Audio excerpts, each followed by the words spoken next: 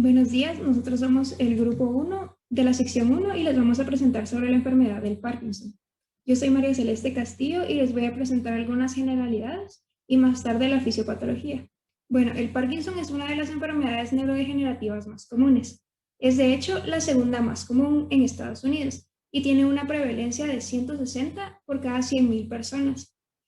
Típicamente, mientras más mayor es la persona, más riesgo de desarrollar la enfermedad tiene. Algunos casos esporádicos o juveniles se pueden explicar por causas genéticas. Esta enfermedad está asociada con síntomas motores y no motores, aunque los más reconocidos son los motores. El manejo de esta enfermedad en las etapas avanzadas sigue siendo un desafío, por eso es importante detectarla en las etapas tempranas. Ahora, en la patogénesis, el sello patológico de la enfermedad es la pérdida de células de la sustancia negra, lo que afecta el componente ventral de la pars compacta. Se estima que en etapas avanzadas se pierde del 50 al 70% de las neuronas de esta región. Entonces, esta enfermedad se divide en 6 etapas. Como podemos ver en las imágenes, esta es una sustancia negra afectada y esta es una sustancia negra normal. Entonces, aquí tenemos las etapas. En las etapas 1 y 2 no se presentan síntomas, pero se observan cambios en la médula oblonga, el tegmento pontino, el bulbo olfatorio y el núcleo olfatorio anterior. En la etapa 3 y 4 es donde ya se comienzan a notar los síntomas y la sustancia negra del mesencéfalo y el prosencéfalo basal se ve afectado. En las etapas finales, el neocórtex también se ve afectado. Esto lo podemos ver en las imágenes. Estas etapas se clasifican de acuerdo a la distribución de los cuerpos de Lewy, que son inclusiones hechas de proteínas filamentosas junto con proteínas encargadas de la proteólisis. Estos cuerpos de Lewy degradan las neuronas dopaminérgicas y otras células como las dopaminérgicas, las colinérgicas o las noradrenérgicas también se pueden ver afectadas. Las inclusiones o cuerpos de Lewy están compuestas por una proteína llamada sinucleína inmunoreactiva. Más específicamente, las mutaciones en los genes de estas alfa-sinucleínas son responsables de la enfermedad.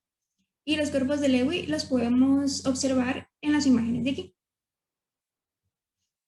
Otra proteína responsable es la llamada parquina, que es la responsable de producir el síndrome parkinsoniano. Es decir, cuando solo se presentan algunos síntomas del Parkinson. Múltiples estudios han señalado que esta proteína, la parquina, facilita la ubiquitinación de proteínas como las alfa-sinucleínas y las cifelinas 1.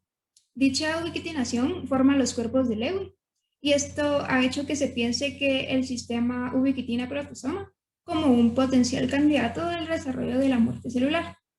Este sistema se encarga de mantener la viabilidad de las células y la falla del sistema resulta en la agregación anormal de proteínas como las alfa-sinucleínas. Hay un enlace entre la vía del sistema ubiquitina-proteasoma y la neurodegeneración. Este enlace ha sido reforzado con el descubrimiento de mutaciones en los genes encargados de este sistema. En la imagen superior podemos ver la estructura de la parquina y en la imagen inferior la estructura de la ubiquitina. Hola, muy buenos días. Mi nombre es Denise Diegues y yo voy a continuar hablándoles sobre la enfermedad de Parkinson. Entonces, para recapitular, tenemos que la enfermedad de Parkinson va a estar producida por la pérdida de células nerviosas a nivel donde se es producida la dopamina del cerebro. Esta enfermedad va a ser la primera a nivel motor y la segunda a nivel neurodegenerativo. Bueno, yo les voy a hablar en esta ocasión sobre la genética, ambiente y la edad, que van a ser los factores y vectores por los cuales pues esta enfermedad se va a dar. Como primera pregunta tenemos, ¿el Parkinson se hereda? Bueno, vamos a responder esto de manera que no va a ser ni falso ni verdadero, y esto se va a deber a que la herencia genética en la mayoría de los casos pues no va a influir en el desarrollo de la enfermedad tal cual, pero sin embargo en un pequeño porcentaje pues de los casos sí se van a ver afectados varios miembros de la familia. Bueno, siendo con la genética, entonces vamos a tener que van a existir tanto genes dominantes como recesivos, que vamos a ver a continuación. El primer gen dominante que vamos a tener va a ser la alfa-sinucleína. La alfa-sinucleína se va a ver localizada principalmente en lo que es en el neocórtex, en el hipocampo y también en la sustancia negra. Bueno, sus funciones prácticamente va a ser que va a interaccionar con lo que son los fosfolípidos, va a reciclar vesículas, también va a intervenir en lo que es la apoptosis neuronal, va a activar las células en la microglía. Y algo muy importante que tenemos que saber de la alfa-sinucleína que fue el primer gen estudiado y relacionado con el Parkinson y se transmitía de manera autosómica dominante. Siguiendo con el gen SNCA, pues este gen va a ser el encargado de codificar a la proteína alfa-sinucleína y se va a encontrar en la posición número 21 del brazo largo del cromosoma 4. Y bueno, sus mutaciones descritas, por ejemplo, son la A53T, A30P, E46K y las otras que podemos ver a continuación, ¿verdad? Ahora vamos a hablar de la RRK2. La RRK2 prácticamente se conoce más bien como la quinasa repetida rica en leucina 2. Va a tener a su cargo alrededor del 30% de las personas que tienen esta enfermedad y se van a dar de manera pues esporádica. Su transmisión va a ser monogenética y alrededor de 100 variantes van a existir, y siendo la G2019S12 la que se va a ver más frecuente y su propagación va a ser de manera lenta. Siguiendo entonces con la EIF4G1, va a presentarse de igual manera de manera monogenética y su variante A1205 va a ser la 1205H va a ser la única que hasta el momento está confirmada. Bueno, ahora vamos a hablar de las DCTN1. Su fenotipo, lo que tenemos que saber que va a ser de inicio tardío, va a haber depresión, lo que van a presentar los pacientes también va a ser una pérdida de peso severa, como podemos ver en esta imagen, y va a haber hipoventilación. Ahora vamos a hablar de la DYT12. Pues la DYT12 va a haber una mutación en un gen llamado ATP1A3. Y lo que tenemos que saber que pues su fenotipo va a ser que va a haber una distonía que va a iniciar de manera muy rápida, va a haber una disfagia, depresión, psicosis y ansiedad también van a ser otras características que se van a ver relacionados. Ahora vamos a hablar sobre los genes recesivos. El primer gen recesivo que vamos a ver va a ser la parkinoparaquina. Pues cerca del 50% de los casos van a ser producidos por ella. Y pues sus mutaciones, ¿verdad? Su función va a ser que va a codificar al segundo gen más largo del genoma. Su inicio va a ocurrir más o menos por ahí de los 45 años y va a tener una buena respuesta a la L-Dopa, que va a ser pues el medicamento o tratamiento que se le da a los pacientes que tienen Parkinson. Su fenotipo va a ser que van a haber disquinesias, hiperreflexia, distonía y no va a haber demencia y tampoco cuerpos de Lewy, que es muy importante. Siendo con el gen GBA, pues esta es la enzima que se va a encargar de las glucocerebrosidasa y también los ácidos grasos y ceras esteroides se van a acumular en el cerebro pues cuando este no esté funcionando de manera correcta. Bueno, ahora vamos a hablar de la PINK1. La PINK1, su fenotipo va a ser similar a la paraquina, debido a que su programación va a ser lenta. También va a tener una muy buena respuesta a lo que es la L-Dopa, pero en este sí van a haber pues presencia de cuerpos de Lewis y también van a existir las neuritas aberrantes. Siguiendo ahora con la DJ PARC7, va a ser pues monogenética. Su inicio va a ser más o menos temprano, de unas personas que pueden tener 20 años y ya pueden tener esta enfermedad, y su fenotipo va a ser similar a la paraquina. Bueno, ahora vamos a hablar de los factores ambientales. Los factores ambientales prácticamente van a ser pues todos los que nos van a rodear y que nos van a inducir a esta enfermedad, como plaguicidas, herbicidas, químicos industriales, también el consumo de té, café o bebidas alcohólicas, también el consumo de tabaco. También se va a ver relacionado a personas que vean en el área rural debido al consumo de aguas que estén en pozos, aguas contaminadas. También recientemente se van a ver relacionados como la apendicectomía, vagotomía troncular, medicamentos para el asma, aunque todavía no se conoce muy bien la vía en que este se va a ver afectado, y también las cianobacterias. Ahora vamos a ver rápidamente la edad, que nos dice la edad solo va a afectar a personas mayores, y esto la verdad es que no. También el Parkinson puede empezar a enfermar muy temprano, haciendo los niños que también la pueden padecer, pues hasta llegar a ancianos y a lo que son los adultos mayores. Por último, vamos a ver lo que es esta gráfica que nos va a hablar de la prevalencia de los casos, siendo los hombres pues mayores de 65 años el mayor porcentaje de pacientes que van a tener Parkinson, y pues en su minoría van a ser las mujeres. Bueno, y como vamos a ver que de los 50 a los 90 años la tasa va a ir incrementando, y pues ya las personas con 90 años son las personas que más tienen esta enfermedad. Muchas gracias. Hola, buenos días, tardes y noches a las personas que estén viendo este video. Yo soy María José Morales y yo les voy a hablar acerca del diagnóstico clínico de la enfermedad de Parkinson. Antes de empezar, quiero dejar algo muy en claro, y es que no hay una prueba definitiva que nos ayude a determinar el diagnóstico de Parkinson. No hay ninguna prueba X que si se la realizamos al paciente y sale positivo, el paciente va a tener Parkinson, o en el caso contrario, no va a tener Parkinson. Entonces, si no tenemos una prueba definitiva, ¿cómo se diagnostica? Esto se realiza más que todo en base a la observación y exámenes complementarios del paciente. Cuando un paciente con Parkinson o presunto Parkinson va a presentar ciertas manifestaciones motoras y no motoras que el doctor tiene que identificar. Estas se van a explicar más adelante. Otra de las pruebas complementarias que se pueden hacer son 4. Entre ellas está la DAT scan, que está acá. Esta es una prueba que nos ayuda a ver qué tal están los emisores de dopamina en el cerebro. Como se puede ver en la imagen, hay una clara diferencia entre una persona normal y una persona con Parkinson. Podemos ver que acá hay una gran disminución de la secreción de dopamina. Sin embargo, esta prueba no es necesaria en todos los casos, dado que en más del 25% de los casos no es necesaria esta prueba para que se dé el diagnóstico. Otra prueba que se puede utilizar es un análisis de sangre. Esto, no, como ya mencioné anteriormente, no nos va a indicar si el paciente tiene Parkinson o no. Lo que sí nos va a ayudar es que nos va a ayudar a eliminar diagnósticos diferenciales que pueda estar sufriendo el paciente, como algún trastorno metabólico. También podemos encontrar la resonancia magnética. Algo importante que mencionar es que las pruebas de imágenes no son tan efectivas para diagnosticar el Parkinson. Sin embargo, igual que la prueba de sangre, nos ayuda a descartar algún diagnóstico diferencial. Tal vez el paciente esté sufriendo un tumor y por eso está sufriendo temblores.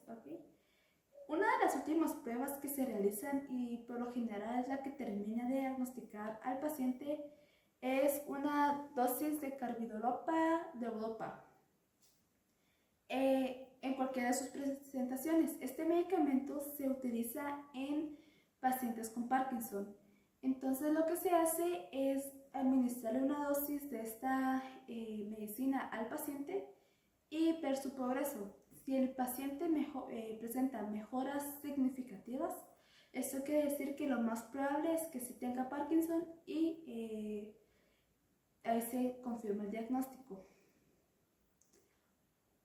Otra cosa importante es que en el 75% de los casos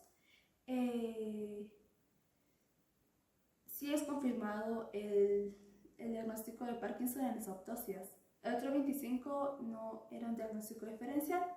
Es por eso que es importante conocer los diagnósticos diferenciales del Parkinson. El primero es la enfermedad de Parkinson, el Parkinson idiopático. Este es el que vamos a hablar en nuestra presentación. Luego viene el Parkinson secundario. El Parkinson secundario puede darse debido a ciertos fármacos, algún trastorno metabólico, y por lo general es más tratable que el Parkinson idiopático.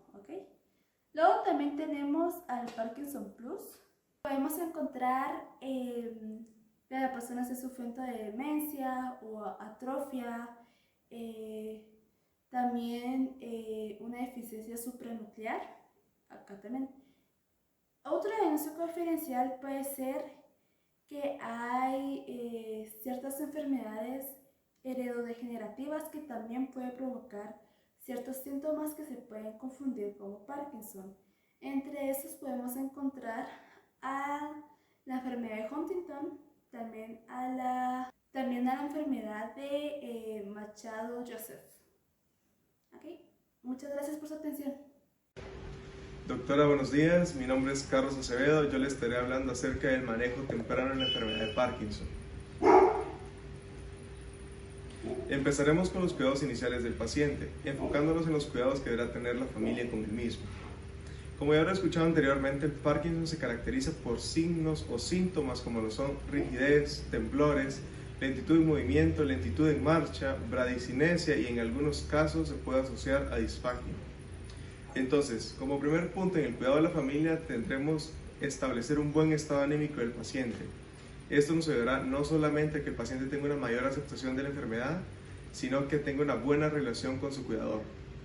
Como establece su subpunto, el cuidador será necesario. Este tendrá la responsabilidad de evitar lesiones de carácter traumático al paciente. Como segundo punto tenemos una dieta saludable. Estudios han demostrado que dietas bajas en grasa y bajas en hidratos de carbono es no solamente favorable a la enfermedad, sino que retrasa sus síntomas de aparición. Como último punto tenemos ejercicios cognitivos constantes.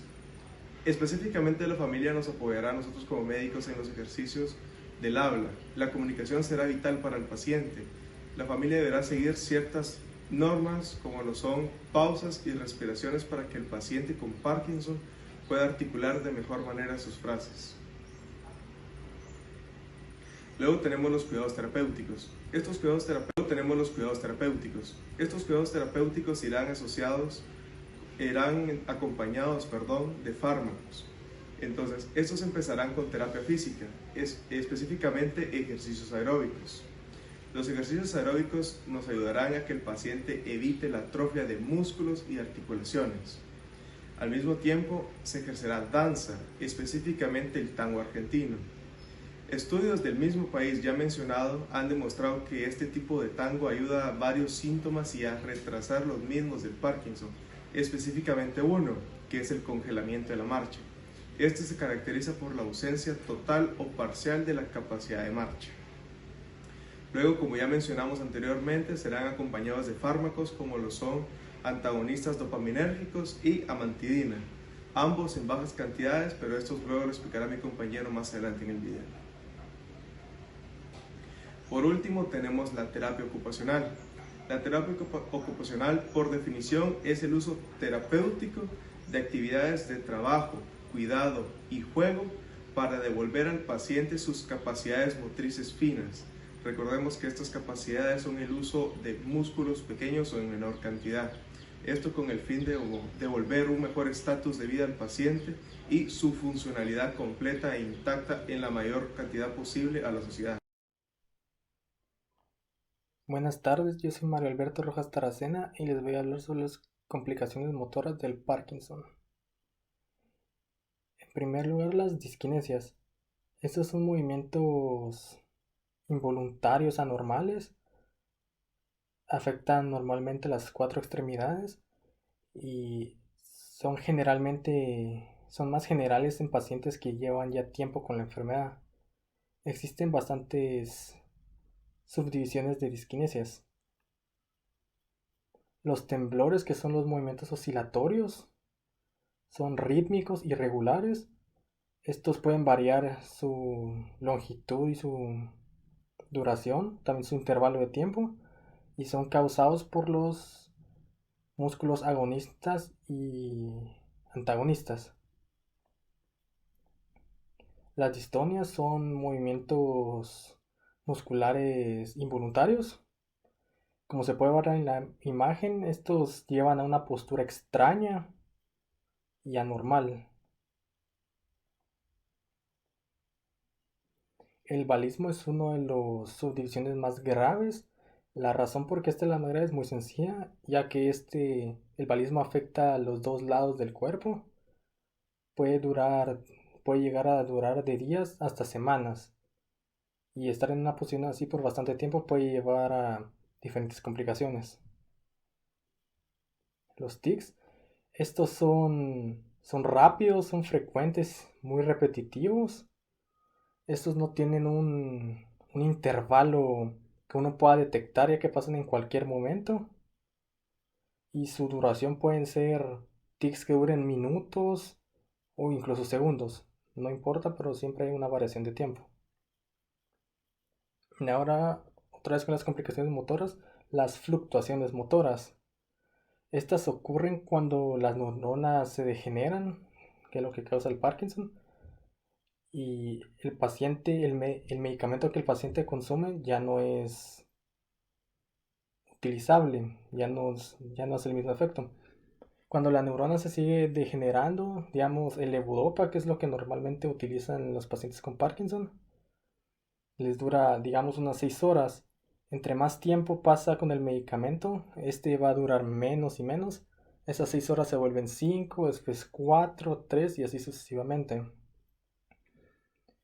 Y cuando esto ocurre, es necesario que los pacientes de Parkinson, tomen una dosis más alta o una dosis más frecuente. Esto se puede explicar con el mecanismo de on y off, de encendido y apagado, como se puede ver en esta imagen que estoy señalando con el dedo. El mecanismo de on es cuando el medicamento está activo, como se puede ver aquí arribita, arriba de la línea media. Y el medicamento de off, que es cuando el medicamento ya no está en uso y pierde su efectividad. Gracias. Mi nombre es Gabriela Tabalani y yo les voy a hablar sobre las complicaciones no motoras. Estas se pueden presentar en cualquier estadio de la enfermedad de Parkinson. También se puede dar en los pacientes que ya tienen sus síntomas motores ya controlados, porque no está asociada a las vías dopaminérgicas, que van a ser las que llevan la dopamina del cerebro de una región a otra. Se puede decir que puede ser una causa de una degeneración neuronal y de la acumulación de la proteína alfa-sinucleína. Estas complicaciones no motoras las podemos dividir en una función autónoma, del sueño y cognitivas. Entre los signos de alerta más comunes puede ser como los cambios de humor, trastornos del sueño, estreñimiento, o también como síntomas corporales, como vemos acá, que puede ser problemas de equilibrio y coordinación o el temblor. Bueno, ahorita les voy a hablar sobre los trastornos autonómicos que van a afectar el sistema autónomo nervioso, ya sea central o periférico. Entre sus síntomas más notables puede ser la hipotensión ortostática, que va a ser una caída de la presión arterial. Y esto, al tener una postura erguida del paciente, puede provocar o puede inducir, como podemos ver a esta señora acá, mareos, confusión o que se caigan nuestros pacientes. Otro síntoma muy común y que se da entre el 70-80% de los pacientes es el estreñimiento, que los pacientes pueden experimentar una evacuación rectal debido a la disfunción del esfínter rectal, que eso hace que el paciente quiera ir al baño cada rato, como podemos ver aquí al anciano que se agarra el estómago. Por último, como podemos ver, a este paciente se puede dar también como episodios de sudoración excesiva, que es la hiperdrosis. Esto se puede dar por las concentraciones sanguíneas bajas debido a los fármacos que se toman durante el proceso de la enfermedad, pero todavía no está bien comprobada esa correlación. Bueno, y entre sus complicaciones también más significativas van a ser los trastornos del sueño, que se van a dar más en los pacientes que tengan complicaciones motoras debido a la excesiva ingesta de la levodopa, como vemos acá en sus vías metabólicas y sus agonistas. Estos van a ocasionar que se afecte la calidad y cantidad del sueño. Esto debido a la generación de las neuronas dopaminérgicas del sistema nervioso central que van al cuerpo estriado. Y eso también puede ocasionar, como por ejemplo, esos trastornos del sueño que tenemos acá. Y entre los más significativos, que va a ser la somnolencia diurna excesiva. Bueno, y también durante el sueño nocturno se pueden dar movimientos anormales incontrolables, como por ejemplo que puede ser el síndrome de las piernas inquietas. Este se va a caracterizar por las parestesias y distesias de las extremidades, y que el paciente va a tratar de controlarlos eso durante la noche, y lo que va a causar una peor calidad de sueño. Bueno, Otra de las complicaciones que se dan en los pacientes de trastorno del sueño de Parkinson es que les da ataques de sueño repentinos durante el día. Esto se ha correlacionado con los pacientes que realizan monoterapia con levodopa, por lo que se le aconseja a estos pacientes que no realicen actividades que afecten a su vida, como sería el de conducir o el de utilizar maquinaria. Otra de las complicaciones no motoras puede ser en los que se da en el área cognitiva. En varios estudios que se han realizado se ha demostrado que aparece típicamente 10 años después de ya haber sido diagnosticados de la enfermedad de Parkinson. Bueno, y esto también en los estudios se ha comprobado que un 40% de los pacientes con Parkinson van a desarrollar demencia. Esta demencia se ha relacionado con otras patologías como es el Alzheimer o también como la acumulación de los cuerpos corticales de Lewis, como podemos ver en estas radiografías. Mientras va progresando esta enfermedad puede ocasionar delirios y confusión mental en nuestros pacientes y también en el sistema motor, que puede ser rigidez muscular y pérdida del equilibrio. Bueno, y en estudios abiertos con pacientes con demencia y Parkinson se ha encontrado que los inhibidores de colinesterasa de la ribastimina y domeprazol son esenciales para tratar la psicosis, alucinaciones, delirios en estos pacientes. Neuropsiquiatría, demencia y afecciones sensoriales de la enfermedad de Parkinson. En cuanto a trastornos neuropsiquiátricos característicos de las personas que padecen de Parkinson, podemos destacar la depresión. Esta es la más común. Se especula que entre un 50 y un 60% de las personas con Parkinson padecen de depresión. Se ha encontrado una correlación positiva entre la intensidad de los síntomas depresivos y el deterioro cognitivo presente en el Parkinson.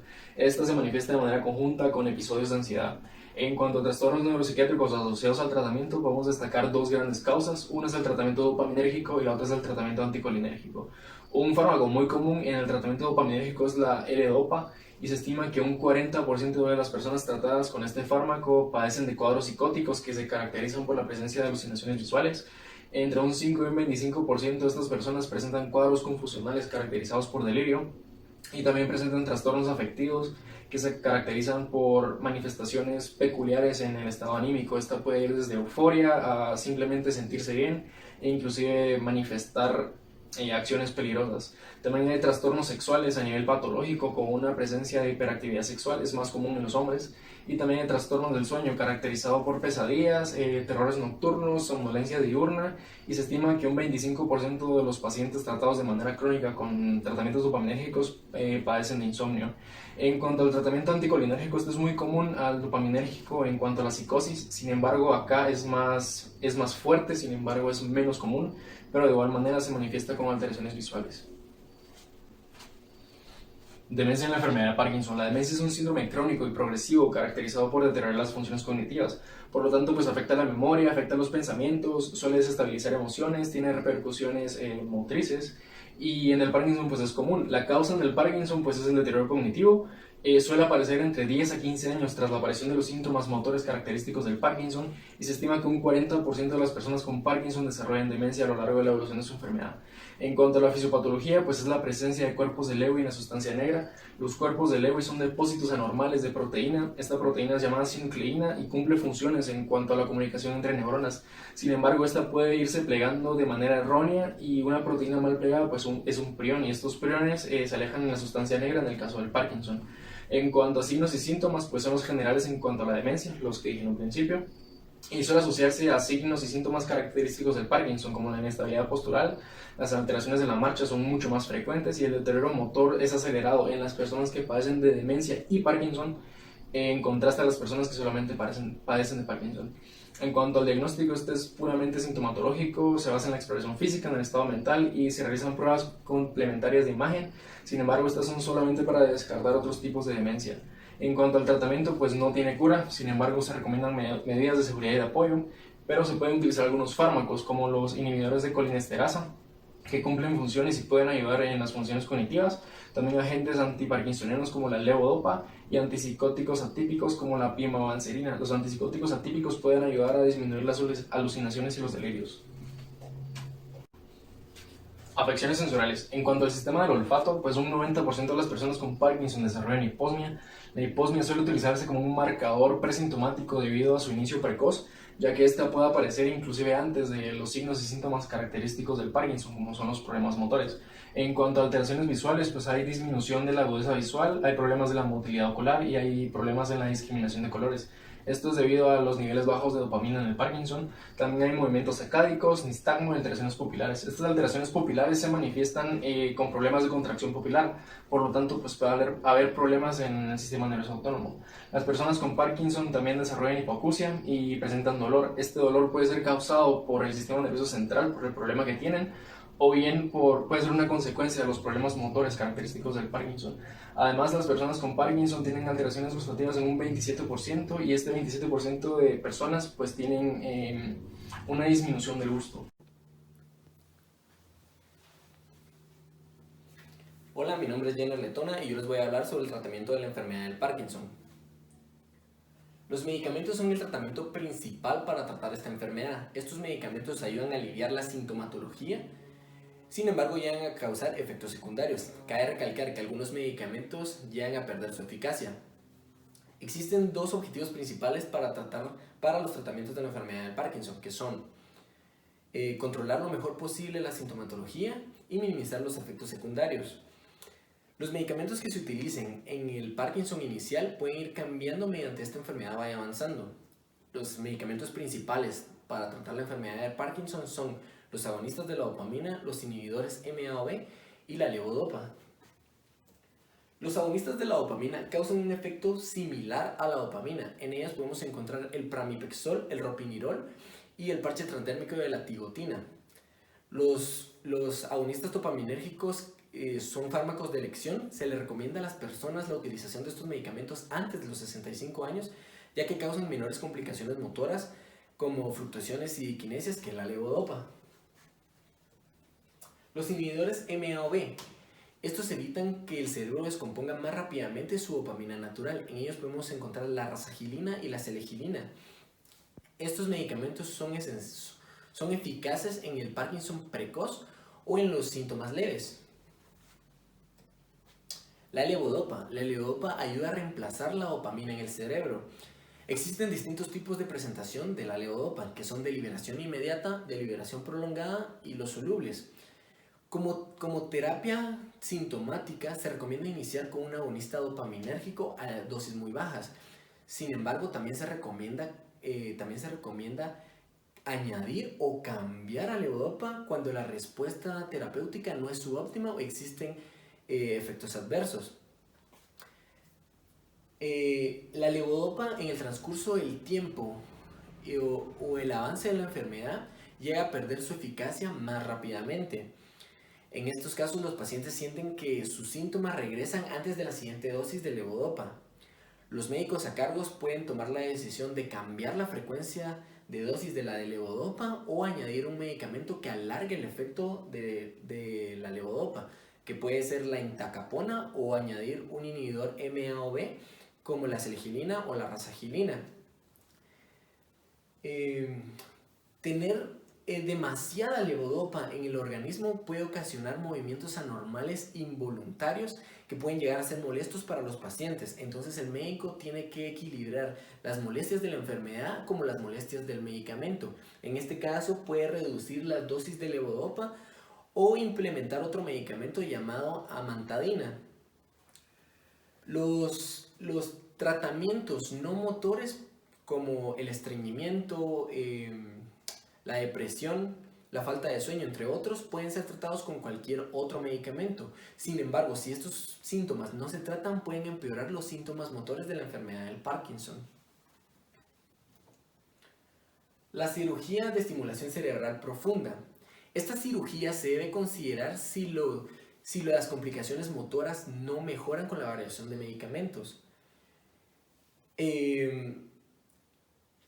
Esta cirugía anteriormente se realizaba con el paciente despierto, evaluando los temblores, la rigidez y la variación de movimiento anormal. Sin embargo, en la actualidad ya no es necesario tener al paciente despierto para llevar a cabo esta cirugía. Esta cirugía trata la lentitud, rigidez y temblores del movimiento.